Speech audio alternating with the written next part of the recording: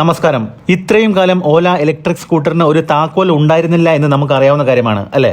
എല്ലാം നമ്മൾ ഡിസ്പ്ലേ വഴിയായിരുന്നു ചെയ്തുകൊണ്ടിരുന്നത്, അല്ലെങ്കിൽ ആപ്പ് ഉപയോഗിച്ച് മൊബൈൽ വഴി. അതുപോലെ തന്നെ ഇന്ത്യയിൽ ഇന്ന് നിലവിലുള്ള ഏത് ഇരുചക്ര വാഹനം എടുത്ത് നോക്കിയാലും ഏറ്റവും കൂടുതൽ സ്മാർട്ട് ഫീച്ചേഴ്സ് ഉള്ളതും ഓലയ്ക്ക് തന്നെയാണ്. സ്മാർട്ട് ഫീച്ചേഴ്സ് കൂടുന്നതിനനുസരിച്ച് കൂടുതൽ സെൻസേഴ്സും ഉണ്ടാവുമെന്നുള്ള കാര്യം നമുക്ക് അറിയാവുന്നതാണ്, ശരിയല്ലേ? നമ്മൾ ഏറ്റവും കൂടുതൽ കംപ്ലൈൻറ്റ്സ് കണ്ടുവരുന്നത് ഓലയ്ക്കാണ്. ആ കംപ്ലൈന്റുകളിൽ കൂടുതലും സോഫ്റ്റ്വെയർ ഇഷ്യൂസ് ആണ്. വണ്ടി ഡെഡ് ആയി പോകുന്ന ഒരു അവസ്ഥ, ഡിസ്പ്ലേ ഓഫ് ആയാൽ അല്ലെങ്കിൽ ഹാങ് ആയാൽ പിന്നെ വണ്ടി ഓൺ ആക്കാൻ സാധിക്കാത്ത ഒരവസ്ഥ വരുമ്പോൾ താക്കോൽ ഉപയോഗിച്ച് ഓൺ ആക്കാൻ ഒന്ന് ശ്രമിച്ചു പോലും നോക്കാൻ പറ്റാത്ത ഒരവസ്ഥ. പക്ഷേ ഓലയുടെ ഏറ്റവും പുതിയ മോഡലായ ഓല S1X താക്കോൽ ഉപയോഗിച്ച് ഓണാക്കാൻ സാധിക്കുന്ന സ്കൂട്ടറാണ്. ഒരുപാട് സ്മാർട്ട് ഫീച്ചേഴ്സും ഇല്ല. അതുകൊണ്ട് തന്നെ ഓലയുടെ ഈ ഒരു മോഡലിൽ വലിയൊരു ശതമാനം കംപ്ലൈൻറ്റ്സ് കുറയാനുള്ള സാധ്യതയാണ് കാണുന്നത്. എന്തായാലും നമുക്ക് വണ്ടിയുടെ കംപ്ലീറ്റ് ഡീറ്റെയിൽസ് എന്തൊക്കെയാണെന്ന് പെട്ടെന്ന് തന്നെ നോക്കാം. ഓല S1Xന് 3 വേരിയന്റ് വണ്ടികളാണുള്ളത്. 2 kWh ലിഥിയം അയൺ ബാറ്ററിയുള്ള ബേസ് വേരിയന്റും 3 kWh ബാറ്ററിയുള്ള മിഡ് വേരിയന്റും അതേപോലെ 4 kWh ബാറ്ററിയുള്ള ടോപ്പ് എൻഡ് വേരിയന്റും. 4 kWh ബാറ്ററിയുള്ള ടോപ്പ് എൻഡ് വേരിയന്റ് ഒരു തവണ ഫുൾ ചാർജ് ചെയ്താൽ 190 കിലോമീറ്റർ IDC റേഞ്ചും 167 കിലോമീറ്റർ ട്രൂ റേഞ്ചുമാണ് കമ്പനി വാഗ്ദാനം ചെയ്യുന്നത്. നമ്മുടേതായ രീതിയിൽ വണ്ടി ഓടിക്കുമ്പോൾ ഒരു 130 മുതൽ 140 കിലോമീറ്റർ വരെ റേഞ്ച് നമുക്ക് പ്രതീക്ഷിക്കാം. 3 kWh ബാറ്ററിയുള്ള മിഡ് വേരിയന്റിൽ കമ്പനി വാഗ്ദാനം ചെയ്യുന്നത് 143 കിലോമീറ്റർ IDC റേഞ്ചും ട്രൂ റേഞ്ച് 125 കിലോമീറ്ററുമാണ്. നമ്മുടേതായ രീതിയിൽ വണ്ടി ഓടിക്കുമ്പോൾ ഒരു 100 കിലോമീറ്ററിനടുത്ത് റേഞ്ച് പ്രതീക്ഷിക്കാം.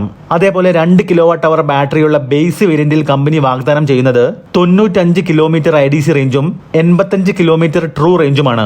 ഇതിൽ നമ്മുടേതായ രീതിയിൽ വണ്ടി ഓടിക്കുകയാണെങ്കിൽ 65 മുതൽ 70 കിലോമീറ്ററിനടുത്ത് റേഞ്ച് പ്രതീക്ഷിക്കാം. നമ്മൾ ഈ പറഞ്ഞ എല്ലാ വേരിയന്റുകളിലും നമ്മുടെ റൈഡിംഗ് സ്റ്റൈലിനനുസരിച്ച് ഈ പറഞ്ഞതിലും റേഞ്ച് കൂടാനും കുറയാനും ഒക്കെ സാധ്യതയുണ്ട് കേട്ടോ. അതേപോലെ ഞാനിപ്പോൾ പറഞ്ഞല്ലോ നമ്മുടേതായ സ്റ്റൈലിൽ വണ്ടി ഓടിച്ചാൽ കിട്ടുന്ന റേഞ്ചിനെ കുറിച്ച്. അത് ഞാൻ ചുമ്മാ ഗസ് ചെയ്യുന്നതല്ല. ഈ ചാനലിൽ നമ്മൾ മിക്കവാറും എല്ലാ ബ്രാൻഡ് വണ്ടികളുടെയും റേഞ്ച് ടെസ്റ്റ് ചെയ്തിട്ടുണ്ട്. എല്ലാ ബ്രാൻഡ് വണ്ടികളുടെയും എല്ലാ വേരിയന്റുകളും. ഞാൻ ഈ റേഞ്ച് ടെസ്റ്റ് എല്ലാം ചെയ്യുന്ന സമയത്ത് കമ്പനി പറയുന്ന IDC റേഞ്ചിൽ നിന്നും ഒരു 30% കുറഞ്ഞിട്ടാണ് എനിക്ക് റേഞ്ച് കിട്ടാറുള്ളത്. ആ ഒരു കണക്ക് വെച്ചാണ് ഞാൻ ഇവിടെയും പറഞ്ഞത് കേട്ടോ.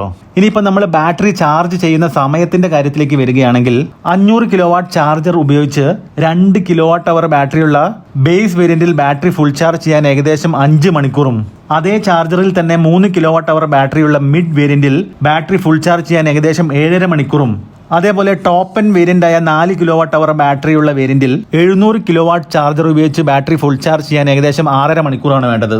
ഇനി നമുക്ക് വണ്ടിയുടെ പവറും പെർഫോമൻസും നോക്കാം. എല്ലാ വേരിയന്റുകൾക്കും ഹബ് മോട്ടറാണ് ഉപയോഗിച്ചിരിക്കുന്നത്. 2.7 kW നോമിനൽ പവറും 6 kW പീക്ക് പവറും നൽകാൻ ഈ മോട്ടോറിന് സാധിക്കും. മിഡ് വേരിയന്റിനും ടോപ്പ് വേരിയന്റിനും 90 km/h ആണ് ടോപ്പ് സ്പീഡ് കൊടുത്തിരിക്കുന്നത്.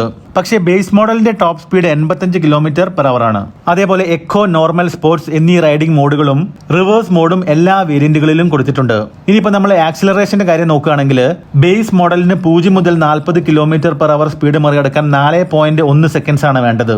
അതേ സ്ഥാനത്ത് മിഡ് വേരിയന്റിനും ടോപ്പ് വേരിയന്റിനും അത്രയും സ്പീഡ് മറികടക്കാൻ വെറും 3.3 സെക്കൻഡ്സ് മാത്രം മതി.